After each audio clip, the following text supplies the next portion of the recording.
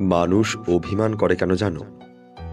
কারণ মানুষ চায় তার অভিমান ভাঙানোর জন্য কেউ ব্যাকুল হয়ে থাকুক। প্রচণ্ড অভিমানে সবকিছু থেকে নিজেকে গুটিয়ে রাখে, নিজেকে আড়াল রাখে। সে চায় কেউ আড়ালে থাকা মানুষটাকে খুঁজে বের করুক। মানুষ সবসময় নিজেকে প্রিয় মানুষটার কাছে স্পেশাল হিসেবে থাকাটা পছন্দ করে। খেয়াল করলে দেখবে, মানুষ যাকে মন থেকে ভালোবাসে তার প্রতি অভিমান করে।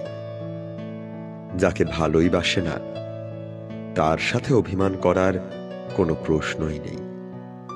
আর তাই একটা মানুষ যতই অভিমান নিয়ে বসে থাকুক না কেন, যার সাথে সে অভিমান করে সেই মানুষটা ছাড়া আর কেউ তার অভিমান ভাঙাতে পারে না।